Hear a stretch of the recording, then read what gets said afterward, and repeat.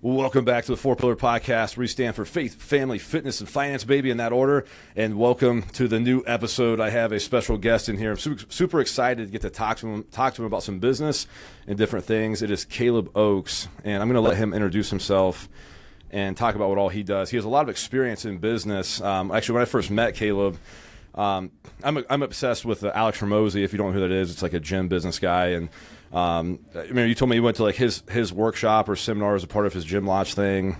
He's sold real estate financing options and been in real estate. And he's just recently started his own it's a business coaching business. You're coaching other businesses how to grow their business and scale appropriately and be more successful and potentially use less time for sure as well too. But go ahead and introduce yourself, Caleb. Yeah, absolutely. Thanks for having me on, Ian. So Caleb Oakes with Action Coach. We are a global coaching enterprise. So we do everything by the numbers in Action Coach. By the numbers, we're the number one coaching enterprise in the world. And we really help businesses with two things specifically: is turning their business into a cash flowing asset. They no longer have to be the operator, the hardest working employee in, or selling. So basically, every business has a start date. Very few businesses have an end date. And what I mean by that is it works without you. If you just left your business for 3 months and went to Fiji, is it going to grow, stagnate, or fall back while you're gone? That's a healthy business, right? That's the definition. So my philosophy with people is I coach humans, and humans fix businesses. I don't fix businesses, right? So everything I do, I actually just did what we call an alignment yesterday with one of our coaches. We use our own product. Mm-hmm. If you're working with a leader who doesn't have a mentor, that's a red flag for everyone listening. Absolutely. You always want to check who your leader's leader is, because that's what's trickling down to you. And if they can't be told by somebody else what's going on, maybe an ego thing. So I did an alignment with one of my trainers and coaches yesterday, and we do DISC behavioral personality test. Mm-hmm. We do this new thing called positive intelligence, which is not affiliated with us, but it is a great way to find saboteurs. So everybody in life has strengths that they have overdeveloped to compensate when they feel out of control. Sorry, repeat that last part. Yeah, everyone has saboteurs. So all of us with our personality set, with our giftings, when we feel out of control based on things in our life, like most of our survival now in everyday life is emotional survival. It's not really so much about physical. We all pretty much know where we're eating and where we're sleeping tonight. So now emotional survival becomes the main thing. Everyone's been through high school. Emotional survival, right? So those that have made it anyway. Those that have made it, right? GEDs count. So if you, at a certain point in life, you, based on how you were raised, what your social settings were, you started using things that you relied on. You labeled yourself antisocial, introvert, things like that, and then decided what things you were good at very subconsciously. Mm-hmm. And then as you went along in life, you started used certain protection mechanisms, coping mechanisms. Yeah. And so there's probably usually 4 to 5 things that you rely on that are kind of like overdeveloped or kind of grotesque strengths that you use.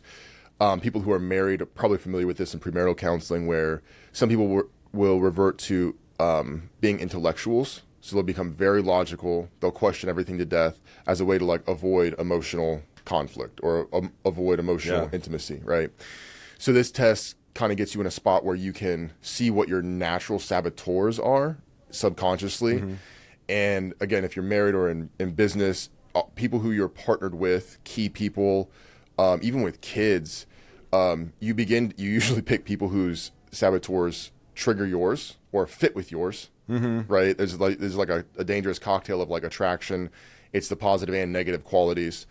And then you start to, as the relationships progress, fuse those together and react to each other. So that's a really important thing. And in business, you're sabotaging yourself in business without really knowing it. People say all the time, like, I don't know why I'm doing this, or they hold themselves at a certain income level without really meaning to. Yeah.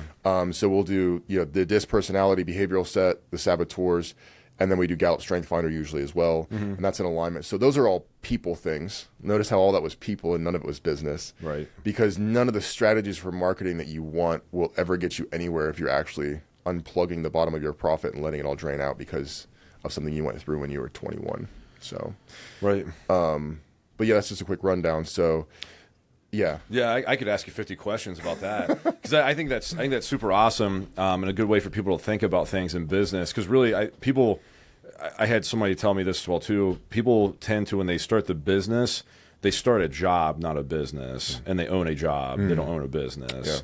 And I think that's really important to think about when you're wanting to. There's nothing wrong with owning a job if that's what you want to do, but I don't think people know the difference between owning a job and owning a business. And I like the saboteur thing because I honestly I could reflect on things in my life, even running my business. So you said kind of essentially that if you felt like something is out of your control, you kind of resort to almost self-sabotaging yourself because of getting maybe hyper fixated on XYZ or something because you can't control that maybe or do that because you're struggling to deal with an unknown issue potentially, and that's super interesting. Yeah. For an example, like one of the third one for me was hypervigilance. Okay.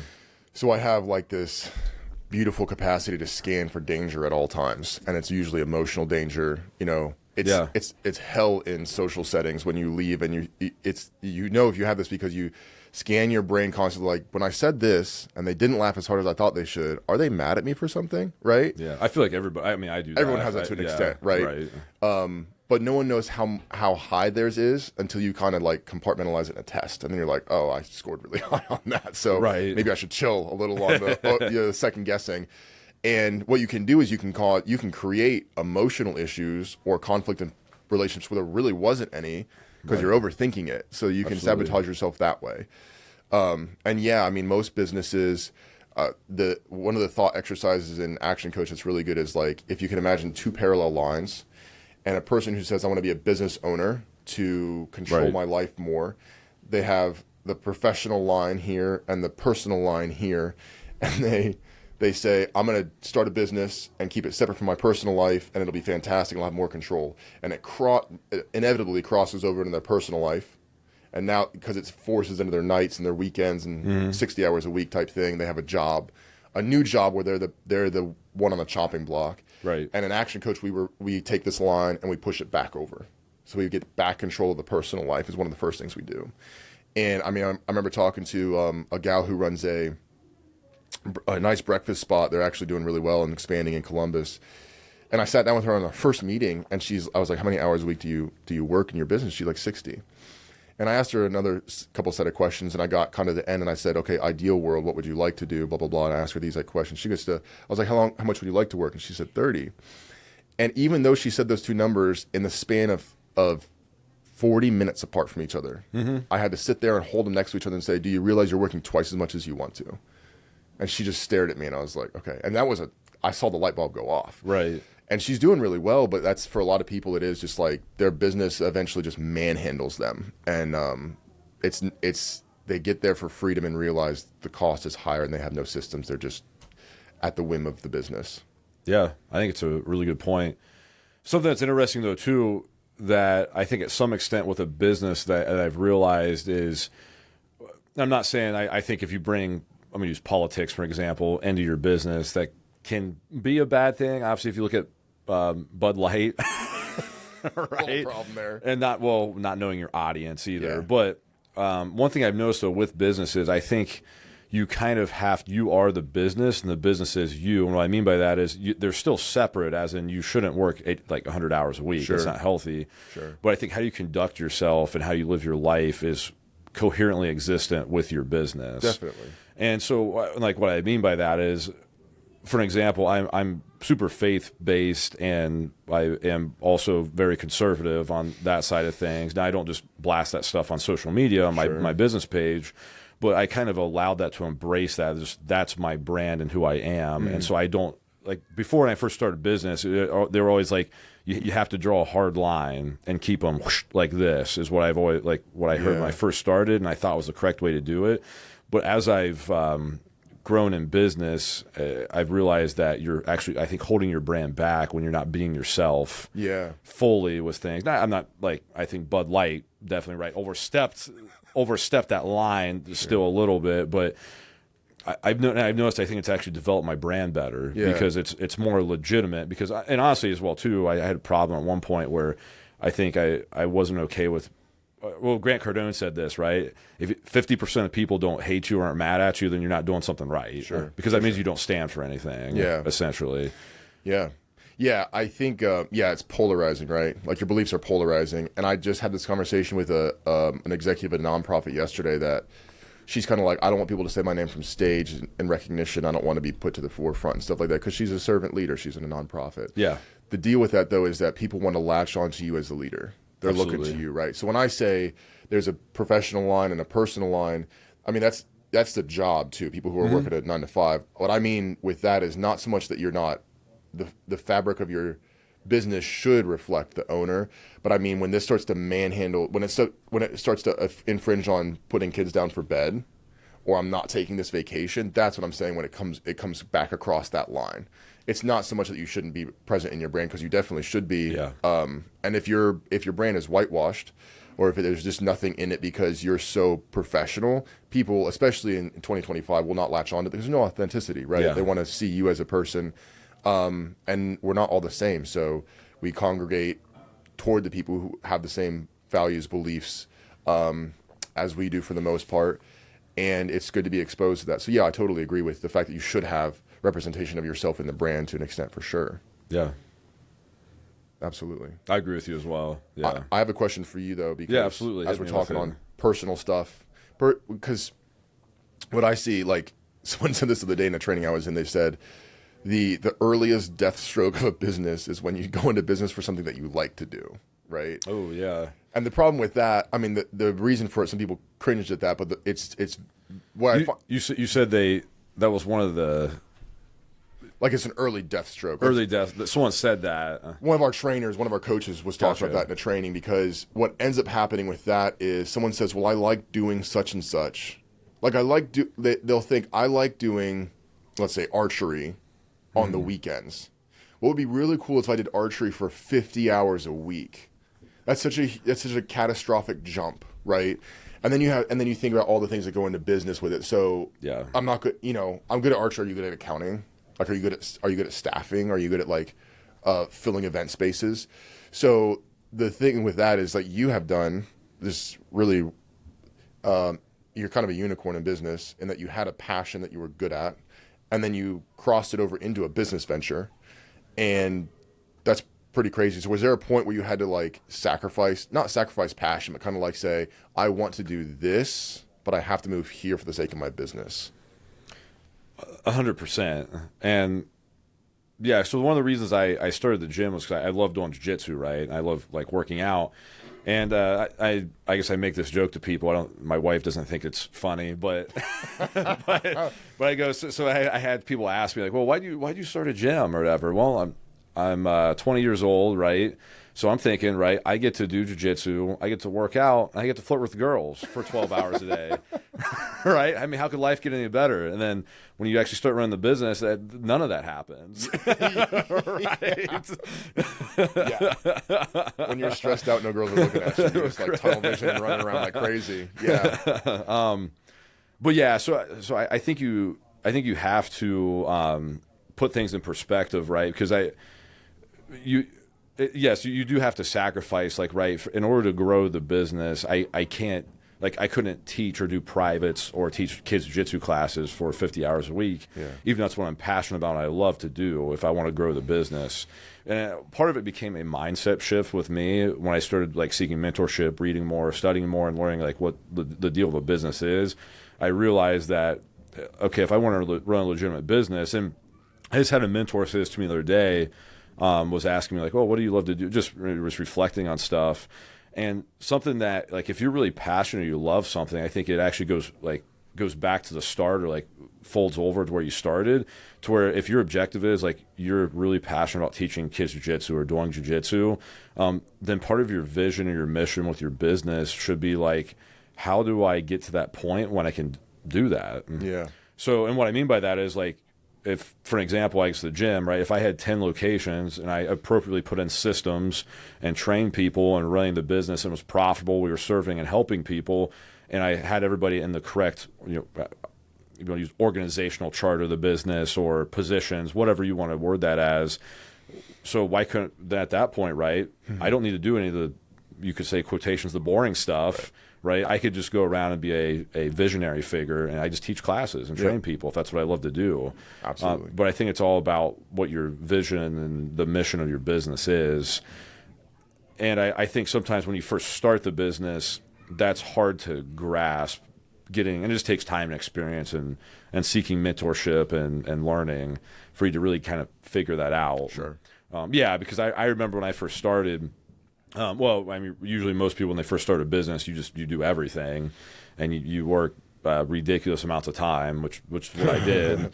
And then you start, learning stuff, and you're like, oh yeah, like, so I'm like rabbit trailing here a little bit, but one of the easiest things too is looking at investments, right? An asset in your business, and having the right mindset about an individual or person is like when you hire people are assets, they're not liabilities. They should be anyway. They should be assets and investments.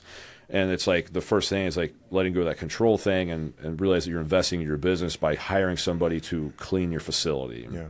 Because that's the easiest thing you can do, right? It's not rockets. And I'm not putting down people that clean or have cleaning businesses. That's vital. It's important. Right. It's a huge business. But for someone that like is running a business or a gym or something, right, that's the easiest thing to delegate or to outsource is hire somebody to clean your facility. And now it gives you back 10, 20 hours, how OCD you are, maybe 30 hours a week, right, on just cleaning. And that's that's huge to start, for your vision and mission of your business. Definitely. Yeah, there's a good book out called Who, Not How. By Dan Sullivan. Yeah, where you start looking around and saying, because I see a lot of business owners do this too. They're doing like, again, not that anyone's above anything necessarily, Absolutely but they're doing the most menial, everyday, small stuff because they bootstrapped the thing to begin with, and they are in the habit of doing all the little stuff no one else wants to do or no one else sees. And a lot of them are like good-hearted people that just they don't let their staff know. They're like, they won't say, hey, this needs done. They're like, well, I'll just do it myself. It's like, well, your technical dollar an hour value is like $500 an hour, and you're doing a $15 an hour job. Like you're crippling your business by doing that week over week over week. And when I say that, I don't think people should do a business they hate. I don't think that's necessarily the case either. People just rarely are able to do a business they absolutely love, especially because of you alluded to it. There's a conception of what you're going to do in it, and it's never that way. Right. It's never that way. But if you do turn it into the asset that you want, that's the big difference. So someone who wants to start a business because they're tired of working a job and they like a thing is way different than what Robert Kiyosaki defines as an asset, right? Mm-hmm. And I think it's kind of the best kept secret in the middle class that it's actually easier to buy a business than it is to start one yourself, even if you have a little working capital. Yeah. I've heard that as well too. Yeah. Just because there's things already in place. You usually get it, if you're good at negotiating, you usually get it at a sane discount.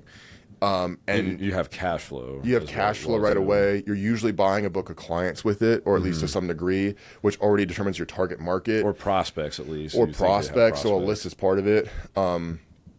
I was at a seminar last Friday, and the presenter was talking about how she was looking at a business to purchase, and the database, the CRM, was a line item for $100,000. Okay. So that was how much their database was worth because they had done such a good job at record keeping and drawing in a target market. Yeah. So it is, you shouldn't do a business you hate, but if you're also doing something, you can almost find enjoyment. You can find enjoyment in a lot of things. Well, I think you have to be careful about maybe this as well too, making your per se always like a hobby has to become a business. Yeah. Right. Because you made me think about this, right? Like I really love hunting, right? And by far, I'm not the best hunter. Like I like to bow hunt, right? Sure.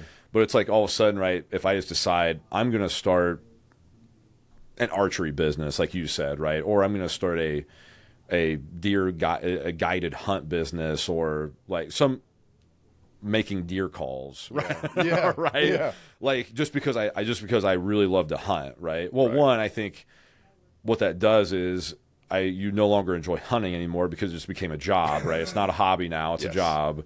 And then also, you probably really don't know as much as you need to know about that hobby because it's a hobby, something to do that's fun, right? Absolutely. I think that's where that fine line of, I guess, hobby and what you want to do for work kind of thing. Yeah. Because some things I really enjoy doing, and like I told my wife, it'd be kind of cool to like own a business doing XYZ, because I just really like doing it, and she's like, no, because it's not a hobby anymore. And I'm like, right. Yeah, my wife's right. That sounds awful, because I wouldn't enjoy actually hunting or, whatever that thing is. Yeah, it's crazy to think about all the back end stuff that you have to be good at to make a hobby real and how much you love it. And the two words that are really key to know this too for people who are like interested in starting a business or trying to figure out where their business is at in this classification of, super healthy to, a finished product or things like that, an asset, leverage and scale. And they're not interchangeable, but they are related. Mm-hmm. And Hormozi talks a ton about leverage. And we talked about a piece of it already, which is hiring someone else to do the jobs that lets you go be the visionary for yours, right? You'd be much better off getting a new contract with the police department to train their people or setting up a seminar for self-defense for moms than you would be scrubbing your own mats. So Absolutely. It's the leverage of who do I get to come in and do this, not how do I get this done. And then so leverage and scale. So a lot of businesses that are hobbies are terrible for scaling. I mean, even coaching isn't great for scaling. So you have to really ask yourself, like, anything that's franchised is scalable. Food service, even though the margins aren't crazy good, but you scalable. But you have two locations, and you're looking at leveraging the internet now for yours, which is huge. Yeah. Well, sorry, I didn't mean to cut you off, but something you just made me think about this is with, and this is kind of crazy to think about too, even like in my business, like I have a manager, right? And I have a front desk person, okay? So just like to back up what you're saying, it's kind of cool, not cool because I wish it didn't matter, but it does matter, right? But so someone calls in to buy a membership, right? The front desk, they have all the pricing, stuff like this, and maybe can give them a special deal, whatever, right? And they're kind of like, well, I don't know, I want to sign up, right? All of a sudden the manager calls them. They say, hey, this is, so-and-so manager of Lashley Training Center. And it's like all of a sudden, like, yeah, that sounds like a really good deal, even if it's the same deal or close to what the front desk. And it's like if I call them, right, it's like, hey, this is the owner of Lashley Training Center. And it's like, now it's like, yeah, I would do this or X, Y, Z, or it's that what you talk about with scaling with time and stuff. It's interesting how that perspective or the word of like admin, manager, owner, like affects when you talk about leveraging, right? Mm-hmm. Leveraging a sale or something along those lines. Yeah, the interesting thing with that too is like, so we do a thing in Action Coach called divide to multiply.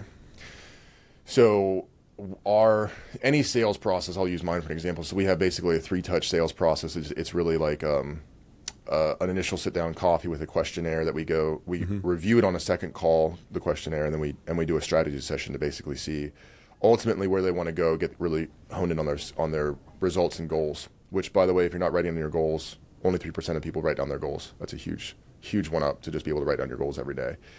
If you in a 3-step sales process, you can only enhance those 3 steps to the nth degree before they're maxed out. Mm-hmm. We broke ours down into 13 steps. So all the touches before, in between, after. Are we sending a postcard for this? Are we sending an email for this? Are we sending a video to keep people warm for this? Mm-hmm. So if you have 13 parts, and then you enhance all 13, and then recompile, and that's the definition of holistic, right? That's every single aspect you can do. Now, you don't want to just break everything down to the point of such redundancy that it's stupid and you can't do anything with it. Right. But if your sales process or your customer interaction isn't at least 7 steps, it's probably too short. Absolutely. And with that, like you're saying, it is a matter of leverage, but there's also like SOPs, standard operating procedures. Yeah. If the purpose of a system should be to make the front desk person, whoever's job it is, they're the best at that job, right? So sales is a transfer of belief, and that front desk person, whoever handles the phone, the reason the owner, you see a lot of times the owner gets on the phone because they have the highest belief. Right. They founded the company, right? So if anyone's going to close the customer into the product, it's going to be the owner. Right.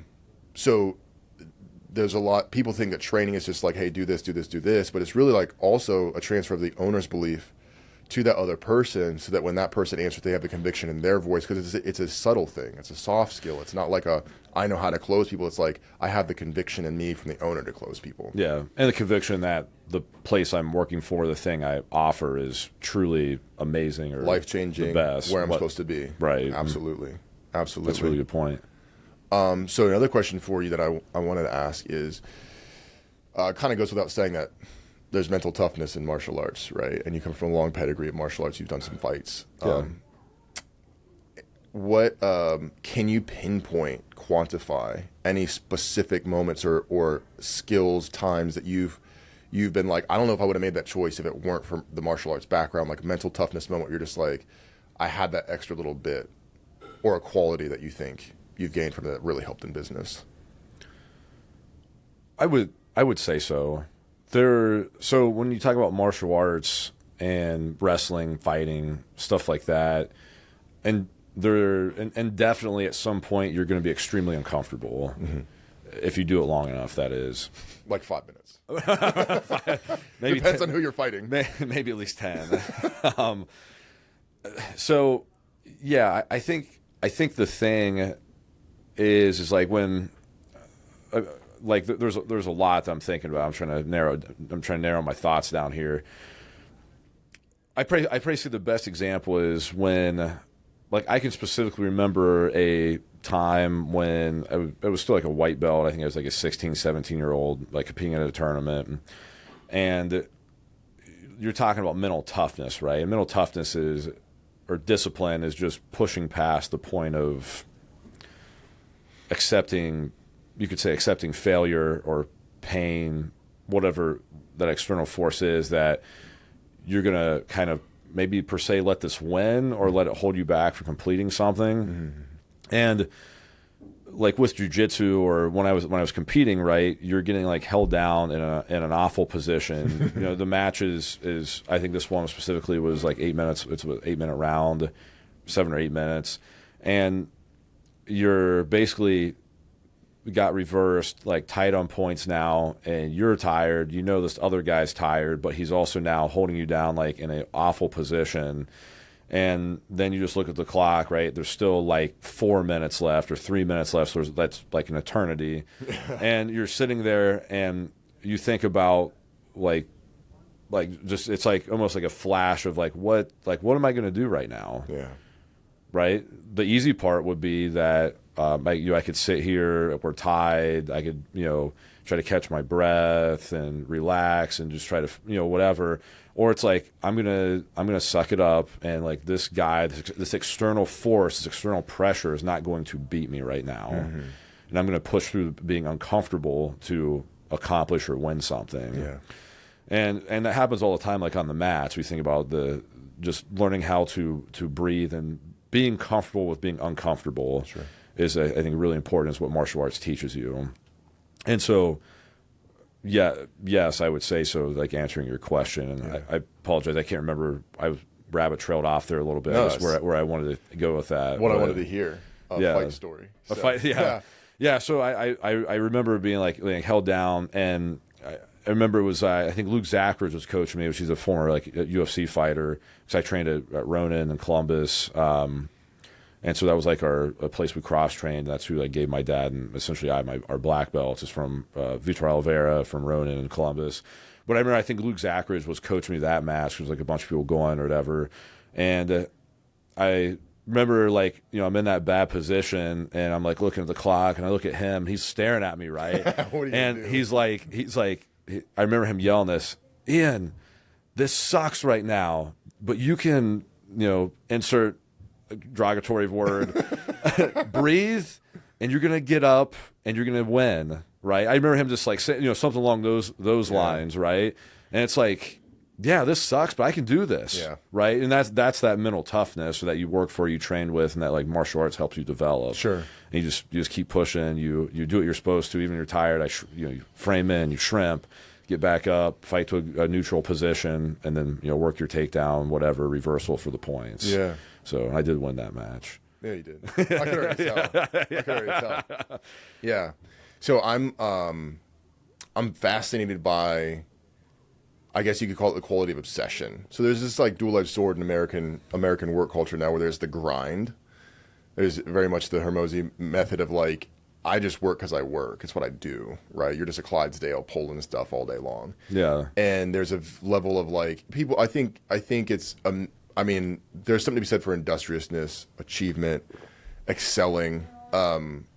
I'm for that, very much for that. There's also kind of a counter movement now towards too, where like there's like mental health concerns. There's, you know, you have a family. There's all kinds of things where it's like also balance, right? And it's one thing if you're choosing to do that. The problem is I think some people, especially young people, are kind of confused about what they really want, and they get priorities mixed up or confused, or they end up putting themselves in a bad spot because they commit to something, or they fail at something, and it becomes, you know, kind of permanent to their identity. Yeah. But I'm a Kobe Bryant fan of that mentality as well, where it's like The Mamba mentality. yeah, just the obsession he had to win. And I think people kind of don't categorize this correctly either. Like very rare breeds of people that are doing this kind of stuff too. And we have the unfortunate blessing of having the internet and cell phones now, where you can see the literal top tier of every single person in every single category of making money, sports, this industry, that industry. And you get to play the comparison game at a whole new level now mentally, which can be dangerous. I think it can be super dangerous to constantly compare yourself. Yeah.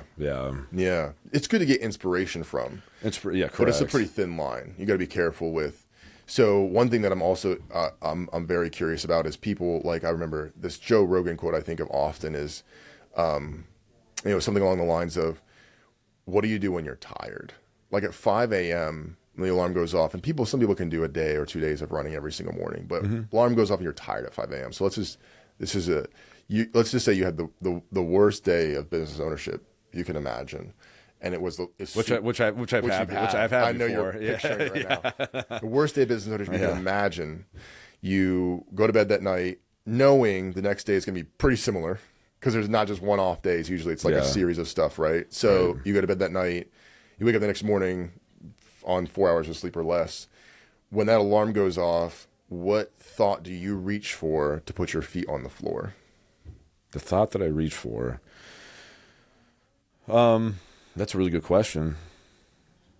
So I think one of the biggest things is reaching for the Bible, honestly, and making it faith-based. I think God gives us the strength to endure all things. So I would say that would be my primary answer, is to draw from that. Yeah. And to and one of the things as well too, my wife says this a lot, if it is it going to matter in 5 years, right? And if it doesn't matter, how big of a deal? If it's not going to matter in 5 years, like how big of a deal is it? Yeah. Kind of thing. Maybe because most of those really awful, horrific days and things like that, right? Well, I've had one probably 5 years ago, right? I mean, I can remember it, right? But it wasn't really that big of a deal, Right. No, well, you just gotta wake up and put your cowboy boots on, Yeah. right? Yeah. Go milk the cows. Get the work done. Yeah. So, I guess that would maybe be my answer, is just to know that having all faith and enduring all things, and that, you know, stuff's gonna work out. Yeah. And you just keep pushing through it. Yeah. One day at a time. Absolutely. I guess I didn't really have a super fancy answer. It's not supposed to be fancy. Yeah. There's nothing fancy at 4 a.m. when you have No, there's not. There's I mean, fancy about it. you have kids. I mean, obviously you have kids. Yeah. And so I remember Eden did not sleep until she was basically 2 years old. So, you know, I remember there being issues with staff members, with like a staff member, basically they just like quit and had a bunch of issues like within the staff and stuff at the gym. You know, landlord comes in, had an issue with like a building all this stuff, and then like our daughter slept like 2 hours that night, and they're just like, how are you going to make it through this day? Yeah. And it's just you just take it one minute at a time, 1 second at a time, and have faith. Yeah. I know some people that keep hourglasses on their, like the sand timers on their desk, because you can only pass 1 minute through at a time. Oh yeah. So it's every minute's just by itself, and I think we inflict pain on ourselves by saying I do all this to do today. Right. 100%. And you're just like compounding your pain by being like, why would you take all that one time? Let's just do the one thing we have to do. And I find too that a lot of the stuff that I think is going to be a drudgery, like I'm going to hate doing this, after like 5 minutes, I'm like, this is actually not that bad. You know, or you it get in the flow. doesn't take you as long as it takes you to actually do it. What you think you're like, oh, it's gonna freaking take me like 3 hours today. I got to do X, Y, Z, and then like you sit down and do it, or you start working on it and you have it done like in 30 minutes. It's like, okay, I made this 10 times worse on myself. What it needed to be. It's crazy too. I can't think of anything that humans do better at when they're tense and nervous and rigid, right? Maybe an extreme survival situation where you have adrenaline, a saber-toothed tiger, when you're running for your life. At that point, I might opt for insane bursts of energy. But fighting, case in point, anybody who fights or ice skates, all the thing you're using gross muscle movements because you haven't fine-tuned the muscles yet to you can't block or parry for anything when you first start fighting. It's all just giant movements, wasting energy. Because it's natural, it's reflexive. It's similar to business. You get in business and you're overreacting to a bunch of stuff. It's like 5 years or probably like the next 6 months, it's not going to matter. So I have to, several times a day, come back to a state of being grounded because I'm like, whatever energy I'm bringing into this activity, if it's not grounded, patient energy, I'm probably going to make it worse, not better. To some degree. I'll get it done, but I might make the situation tougher than it needs to be by just coming in tense and rigid rather than just being like, relax, we'll get through it. I hope everybody that just heard you say that takes that advice because I think it's super important. Because I can think about back when I first started with things that I thought were huge issues, right? That it's like now I'm like, if I really went back and reflected on like all these things I thought were huge issues, I'm like, wow, I wasted so much energy and gave myself so much tenseness or worry about something that it really was not freaking that big of a deal whatsoever. The part that's really good to keep in mind, I think, with that is people are the answer to it as well. Like people who can solve it for you or just being a decent human to the other people involved. Right? Because that tense, rigid behavior causes you to be short with people, be frustrated, and that triggers them also to kind of be that. They feed off the energy. So people in business, the only way I've seen to get money in the world is through other people because people carry money. No one else has got money. Nothing else has money. So really how you interact with a person and the kind of what you were saying before, like your brand is how you treat people as a human. And if you're relaxed, calm, patient, like especially consistently, people will feel that. And I've seen it happen in sports and business where very quickly the calmest person in the room becomes the leader. Absolutely. Right? The one who takes the least amount of offense and the one who's the most controlled and patient with the emotions in the room. They're the one people start deferring to be like, okay, this person's going to solve it. They know what's going on. And I think it is especially true when you're dealing with staff or like team members, employees, whatever you want to call them, that the consistency with that, which is the things that I may have struggled with off and on, right? Because you got so many things going on and you find yourself maybe, being a little bit too worried about certain things or letting it affect being consistently patient with people. You have to be careful with that. Because it does affect it can affect your team. Yep. I mean, there probably is necessary ways to, like, if someone's not doing their job and they're being ridiculous and they haven't done their job, like, okay, you might have to tear into them a little bit or like, let's, what's going on here. But for the most part, being consistent and patient and level-headed with things. Yeah, that's also what like SOPs are for, like systems and processes, because you can always, if it's by the book, no one can dispute it. Like if it's put in place beforehand of like, hey, this is a disciplinary action that happens when this happens, and this is a disciplinary action when this happens, and you follow the process, it's very impartial, right? It's very unbiased. It's like, it's all in the book. Anybody can go get the binder off the shelf. I did it dispassionately. I didn't have any, like, I wasn't riled up or upset with you. This is what happened. This is what's supposed to happen. It's the expectation of every single person here. It's unfair to them for me not to, because you're bringing the team down right now. Yeah.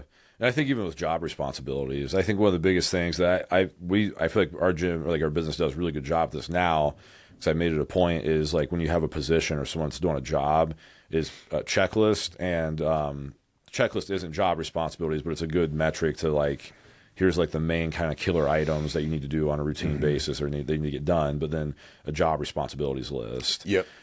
Because if you have that written down, they look at it, I make my people sign them. So I say, no, you really, like, they looked at it. Okay, did you look at this? Then and sometimes I even will physically read every single line item to them anyway. Sure. And do you have any questions about this? Sure. And then I want you to read it one more time, and then I want you to sign it. And Yep. Because then there's no gray area, right? Yep. Like if that was part of your job responsibility, and an issue came up, you're responsible for it to Correct. handle it, and you should take ownership and deal with it or whatever. And if you didn't, then okay, I got to give you feedback on, hey, you're not doing your job correctly. You're in this area, and Absolutely. you need to let people make mistakes and coach them, help them figure out how to fix it, whatever. And it's not like they need wrote up every single time something happens, but it turns into a clear communication, to address like this was your job responsibility. Yeah. How are you going to do this better in the future? Yeah, and I think there's a pretty large misconception too that I've seen because I was in recruiting for quite a while, where no one wants to work. What was that? No one wants to work. The people are right. Yeah, the all boomers, and that's the perception, and it's erroneous because almost anything you say in that term, it's like nobody really. But I think Gallup released a poll. I'm not gonna, please don't quote me on the exact stat, but I think it's something like 47% of exit interviews in companies were attributed to the fact that employees are unclear on what they're supposed to be doing. Mm-hmm. Which means they're living, what you got to think what that creates is a state of anxiety every Friday night where they're like, I don't know if I'm doing my job right. Yeah. I don't know if they like me. I don't know if they're going to keep me for another month because I'm doing what I think I'm supposed to, but there isn't anything written down that shows me, so good on you for that. That's a huge stress relief for you. So when I first started, though, I remember, I would get mad at somebody, like I had a personal trainer or whatever that like I thought, I maybe told them that I kind of expected like, hey, you got to do X, Y, Z or this. And like, I'd get mad or like, what is this freaking person doing? Right. Like they should be doing this. And then, I started to realize like, I don't know if I'm actually telling them this or, you know what I'm saying? Yeah, or like, I'm almost assuming that they know I'm expecting them to do X, Y, Z or do this part of the personal training thing or whatever. And it's like I am taking a very wrong approach to this because I did it wrong for a while. Let me preface say I'm not perfect at it 'cause I definitely did it wrong but you learned from it, which is amazing. Yeah. And when you have kids, you start to realize like how many things are not hardwired in. Like how many times you have to be like, hey, chew with your mouth closed, right? Yeah. And you find out that when you have staff, they're partners with you in your business because they're representing your brand as well. Yeah. But you also have to train them some of the training is repetition. Some of it's just having hey, you're responsible. In Action Coach, we have like one of our most famous charts or diagrams is called the point of power. Okay. So there's if you can imagine a line straight across, below the point is blame, excuse, and denial. So there's no power in that section. It's victim mentality. It's denial's usually minimizing. It's not usually like, oh, this isn't a problem at all. It's usually, I go to the gym sometimes where I don't eat that bad, or I pay most of my bills. Pay most of your bills. My money. I'm only taking out $1,000 a month in credit card debt, right? So you minimize it, and then above the line would be ownership, accountability, responsibility. And responsibility is I'll get the job done. Accountability is I get the job done to X standard, right? And ownership is I'll get the job done and I'll help people. I'll show people. I'll be the example. So what you're saying... That's a really good way to put it. Thanks. That's super good. I like that. Yeah. I'm totally going to steal that. I can get you a poster. So for you, like, they have this in the military where, like, okay, captain's on deck. They are responsible for the steering of the ship. And if they have to go to sleep, which humans do, they go below deck, and the person they put in charge is responsible to steer the ship, but the captain's still accountable even when they're sleeping, right? Okay. So there's tiers to it of like, and you can see people move through it, blame, excuse, denial, all the way up into the point of power and deciding, and that's where the power comes from. You cannot do anything until you're above the point. Like you literally cannot grow. And this was, I've talked to people who went through COVID. It's pretty easy to excuse things and blame other people when you're going through COVID as a business owner because stuff changed overnight. Yeah. All humans are hardwired, again, emotional survival, hardwired to make excuses and blame and participate in denial because we've watched it in our parents. We watched it in our leaders as we were growing up because it's a natural human instinct to protect your emotional subset, your identity. which is really important because I have in the past tended to beat myself up. I'm growing out of it. But it's good to know that you can't just like, if you're down there below the point, you can't just like harass yourself back above the point. It's going to compound it. It has to be a question. You have to ask yourself a question. The easiest, most generic one you can always ask is, what can I take ownership of right now? Because then you're setting all that stuff aside and say, what can I own right now to move myself back above the point of power and take responsibility for something? Yeah, I like that a lot. You have to send me one of those posters, maybe. Yeah. We've been using it for 30 years. I hope it stood the test of time by now. So. Yeah, I like that a lot. I mean, you probably read like the Extreme Ownership by like Jock, because that's just a really simple way to explain it. How you explained it. And, yep, absolutely. Yeah, and my wife, by her personality, is really good at asking questions. I've had to bring myself along because I'm usually the one of your employees who like glances at the page and signs my name, and you're like, "Did you read it?" I'm like, "Yes." You're like, "Let me read it to you." I'm like, "I guess if you have to." So I'm the kind of person that's like, "Let's move to the next thing," and I've slowed down to realize the quality of your questions. Like I like to do this thing sometimes with business owners where it's called thinking with constraints. So you give yourself a goal, and then whatever goal that is, you do the thought exercise of, okay, if I want to make X number of revenue this month, what if I could only do it with half the clients? What if I could only do it with half the time? What if, for whatever reason, and not that you have to do it that way, but now your brain starts doing stuff that you wouldn't. I need my 60 hours to hit that goal. Do you? Or could you do it in 30? Let's just think about it. And then you start, that's where you're in between that, asking that question and figuring out the answer is where you find a new system in your business or a new product that solves something you didn't even know you needed.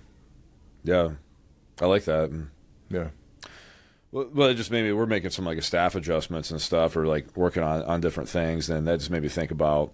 I kind of thought about that like a couple weeks ago. It was like, with certain things, with balance due reports and like some of the stuff, like why am I having people do this certain report, right, or run it, or call people, or why do I have to do it that way? Yeah. I had someone else, another guy in business I was talking to, brought up the Toyota, the 5 Whys. I may be butchering what it's called, his theory or whatever. Lean business model. Yeah, but you ask when you have something, ask why 5 times. Get to the bottom of it. Yeah. Yeah. Root cause analysis. Yeah. Yeah. It gets. If you want to be unpopular in a board meeting, you can ask why 5 times. I think that's why they poisoned Socrates, actually, as he kept asking why. That's like, funny. This guy's got to go. He's destabilizing our society. Root cause analysis is crazy, which the funny thing is, too, most of the time, you almost always come to a point where the root cause analysis shows, because it's an outdated model, we've always done it this way, or people. It's something that someone believes, something that someone...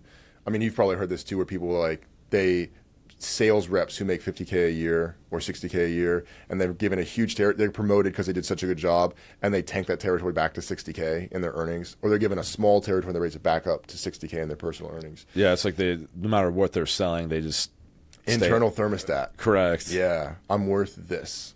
And a lot of times it traces back to like, this is what I saw my dad make, so they have the opportunity around them, and how to get past that as questions.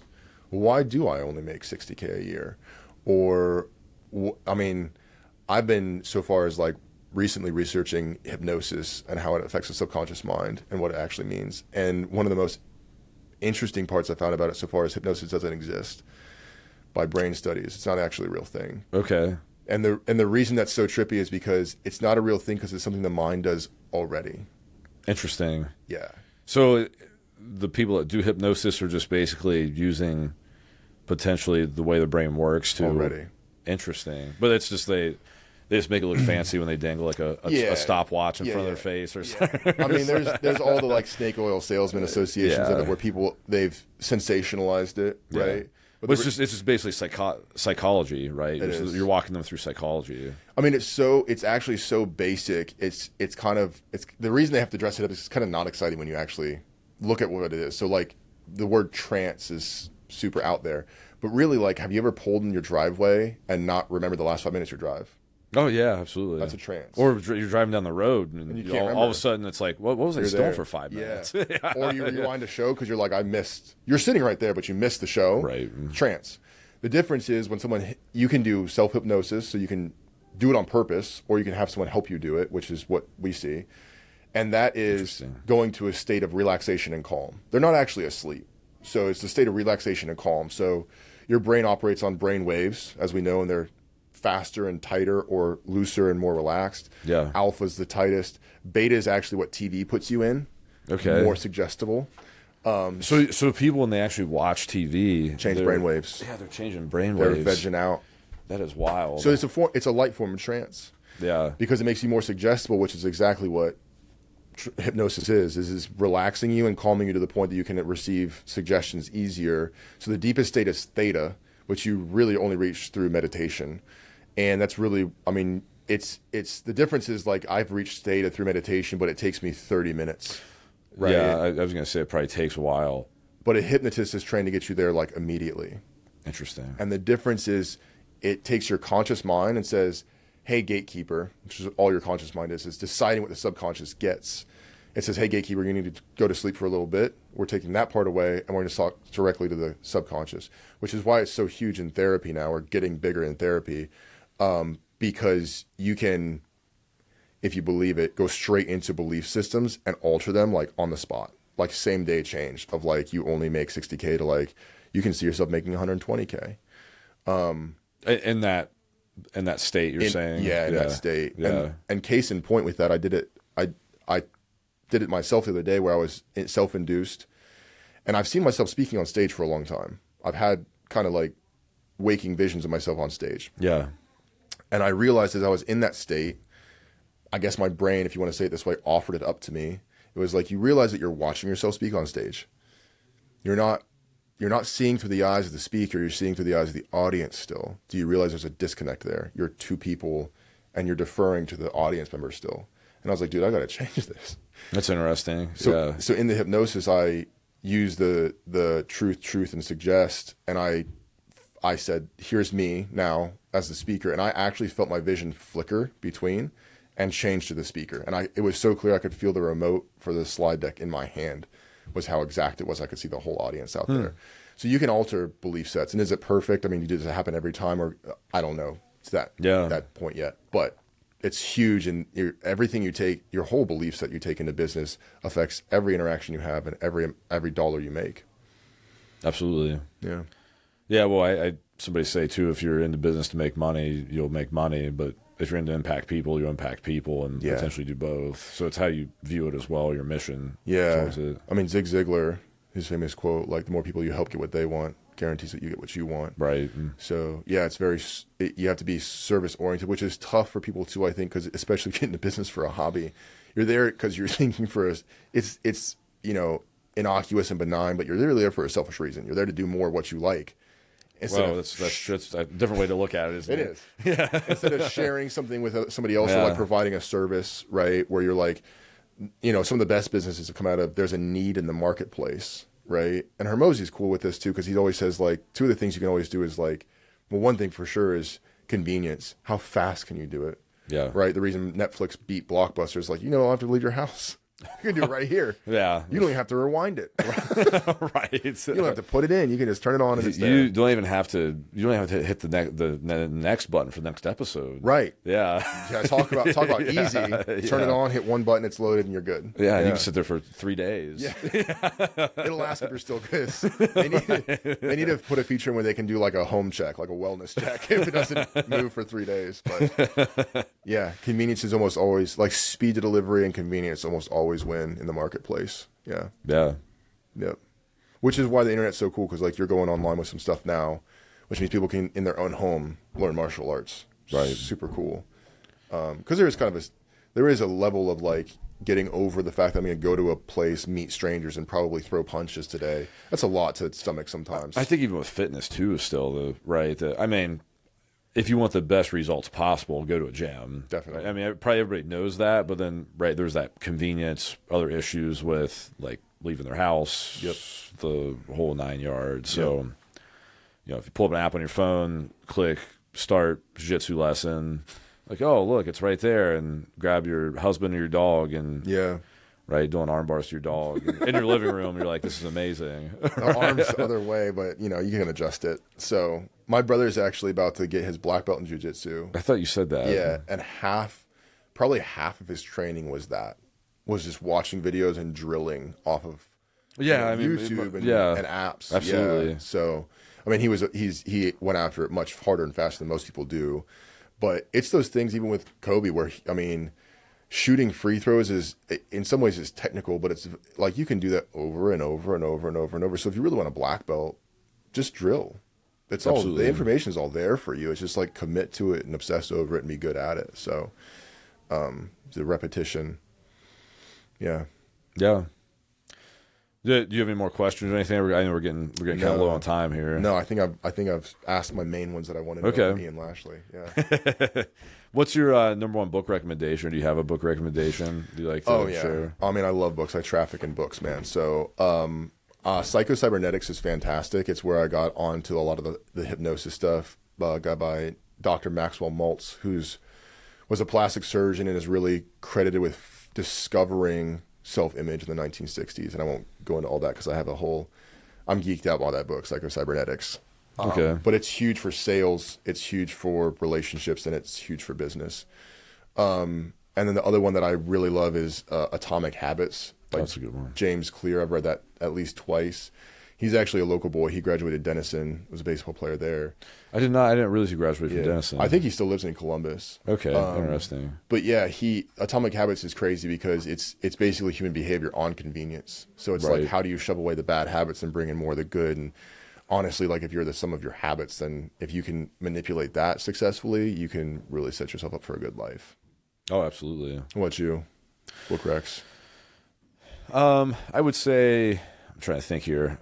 I just read again the 12 Rules for Life by Jordan Peterson. Okay, I've not read it yet. Yeah, that's so basically, if you want to give me a summarization of that, just go to the last chapter on every single chapter in his book and listen to that chapter, read that chapter, and you can basically get the gist of the book. Nice. And it's worth, but there's a lot. Like it's honestly a hard read, I think. Anyway, he's super intellectual. Correct. So it's a hard read, but the 12 rules are super good. I just read. I know I'm thinking of books I just read recently. I read Build a Business You Love by Dave Ramsey. Okay. Dave Ramsey. Kind of think Dave Ramsey as like the don't use credit cards and don't do anything and save your money and all this stuff, but. Dude, that Build the Business You Love by Dave Ramsey, that was good. Yeah. Really good. I mean, he's built a huge business. So. Yeah. That one was really good. More of a, I know we're kind of talking about psychology and how you think. As a Man Thinketh by James Allen. Yeah. I'm going to throw that one out there. That's old school. That's just, 1900. What did he write that in? 1902 or something, or 1901? Yeah, you can tell by the language. As a man thinketh. Yeah. It's great though. But I'll maybe just throw those. I'll throw those three out there. Yeah. Fantastic. So fantastic. Yeah. Awesome, man. Well, thanks for coming in. I appreciate this. It's a good talk. It was. That was fun. Yeah. Don't forget to give us a like, subscribe, all that good stuff. Share your email, website, phone number, all three. Yeah, you can reach out to me if you want to call or text 740-957-4474. Email is Caleb Oakes. Oakes is Oakes @actioncoach.com. And my YouTube channel is launching now is Beyond the Bottom Line. Which I think is a really cool YouTube name, man. Appreciate it. So go check him out. Don't forget to like, subscribe, give us a good review on wherever you listen to this podcast. If you don't want to give us a good review, then don't give us a review. If you believe it, don't even put it in there. If you believe it, you can achieve it. I can't wait to see you guys in the gym. Have a great day, everybody.